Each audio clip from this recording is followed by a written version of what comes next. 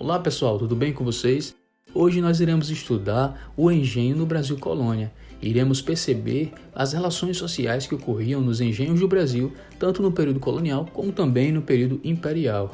Dessa forma nós iremos também entender como era o estilo de vida das pessoas daquela época e quem era que movimentava a economia do Brasil durante todo esse período.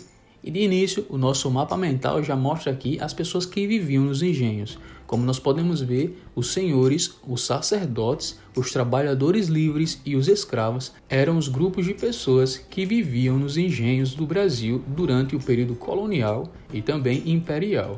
Vamos entender um pouco melhor sobre cada um deles. E para começar, nós vamos falar sobre os senhores. Como nós podemos ver aqui no mapa, os senhores eram os donos dos engenhos. Eles eram aqueles que possuíam muitas riquezas e também muitos escravos. Pertenciam ao grupo de pessoas mais ricas da sociedade na época, também cuidavam da administração dos engenhos e alguns podiam assumir cargos políticos nas cidades.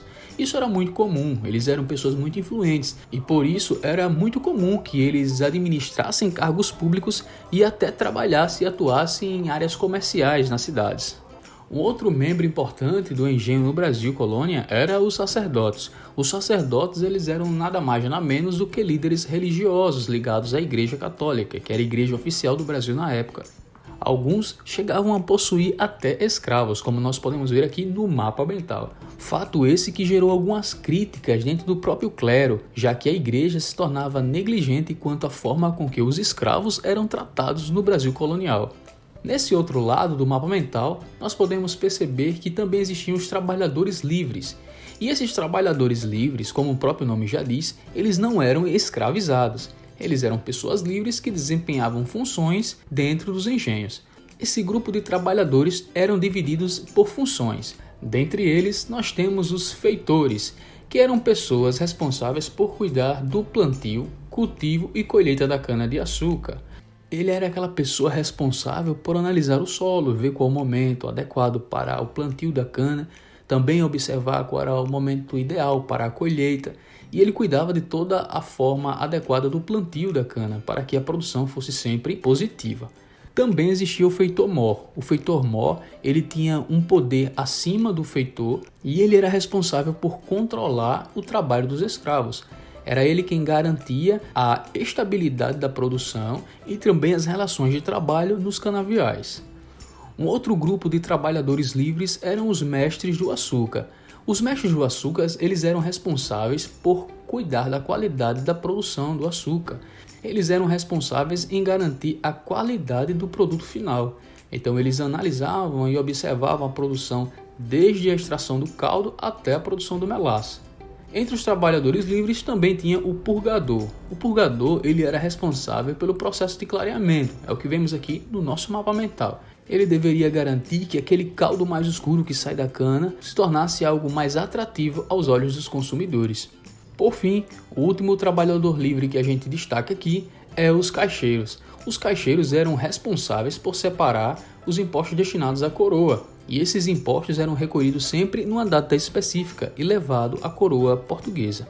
O próximo e último grupo de pessoas que nós vemos aqui no mapa mental eram os escravos. Os escravos representavam o maior número de pessoas da sociedade na época. Foi através do trabalho de milhares de escravos na produção da cana-de-açúcar que a economia do Brasil se manteve por séculos. Durante um certo período, os escravos representavam a maior parte de pessoas que viviam no Brasil colonial. Porém, nem por isso eles passaram a ser considerados como cidadãos. Pelo contrário, eles não eram vistos como membros da sociedade. Como sabemos, os escravos eram trazidos da África para trabalhar na produção da cana-de-açúcar aqui no Brasil. E é importante lembrar que os portugueses já atuavam na produção da cana-de-açúcar com mão de obra escrava em outras colônias, antes mesmo de iniciar o processo de colonização do Brasil. É importante destacar aqui no mapa mental que os escravos eles não apenas trabalhavam nos engenhos, mas também poderiam desenvolver outros trabalhos especializados, como na área da marcenaria, da metalurgia e também na alvenaria. Mas é importante deixar claro que a grande maioria dos trabalhos desempenhados pelos escravos eram ligados à produção da cana-de-açúcar.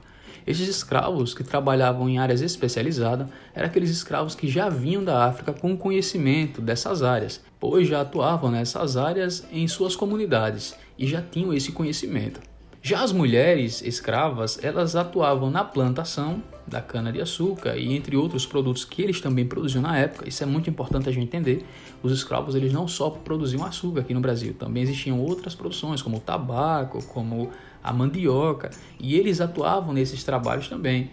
E as mulheres, elas eram destinadas a esse tipo de trabalho, mas também poderiam trabalhar dentro da casa grande, como cozinheiras, como atividades domésticas diversas e também como ama de leite. A ama de leite era responsável por cuidar e amamentar os filhos da senhora, a esposa do senhor de engenho, o que fazia com que muitas crianças se apegassem à sua ama de leite e as tivessem como membro da família. Mas sem dúvida, uma das piores coisas que ocorriam nos engenhos eram os maus tratos contra os escravos. Os escravos sofriam vários tipos de violências, as violências físicas e também psicológicas. Muitos escravos chegavam a morrer por conta da forma com que eram tratados. Os escravos não tinham uma boa alimentação, alguns adoeciam. As roupas eram roupas feitas no próprio engenho, por máquinas de tear doméstica. E as roupas eram entregues aos escravos para ele usar durante um período muito longo, o que fazia com que o tempo acabasse desgastando esse tecido já fraco e virassem farrapos no corpo dos escravos. Por conta de todas as situações, era comum que os escravos acabassem adoecendo e morrendo. Milhares de escravos perderam sua vida durante o período de escravidão no Brasil. E o último tópico que nós iremos estudar aqui no nosso mapa mental é sobre a resistência escrava. Nesse primeiro tópico do nosso mapa mental, nós percebemos que ela foi motivada principalmente pelas péssimas condições com que os escravos eram tratados. Logicamente, ninguém gosta de ser maltratado. Pior ainda se você for escravizado, não tiver mais a liberdade de escolher nem de fazer o que você quiser. Essa era uma realidade dos escravos, pois deles haviam sido tirada a liberdade. Outro ponto que nós destacamos aqui é que muitos escravos chegavam a morrer de tristeza. Esses escravos entravam em um estado profundo de tristeza, que nós chamamos de bonzo, e eles acabavam morrendo por conta disso. Nós podemos também ver aqui no mapa mental que alguns escravos eles chegavam a assassinar os seus feitores, os capitães de mato, que era aquela pessoa responsável por buscar os escravos fugitivos, e trazê-los de volta, e também até os seus senhores e toda a sua família. Então, quando esses escravos chegavam a um limite muito alto de sofrimento, não aguentavam mais, eles acabavam se rebelando e chegavam a assassinar aquelas pessoas que possibilitavam que eles tivessem a liberdade. Outros escravos conseguiam até fugir. E quando conseguiam esse feito, eles iam para o mais longe possível. Então, alguns fugiam para cidades bem distantes, outros para matas, ou também eles iam para as comunidades quilombolas, que eram lugares onde os escravos fugitivos conseguiam encontrar segurança e abrigo. Uma dessas comunidades quilombolas que nós já conhecemos é a comunidade de Quilombo dos Palmares, localizada no estado de Alagoas. Por fim, a última forma de resistência dos escravos que nós destacamos aqui no nosso mapa mental é a resistência cultural e religiosa.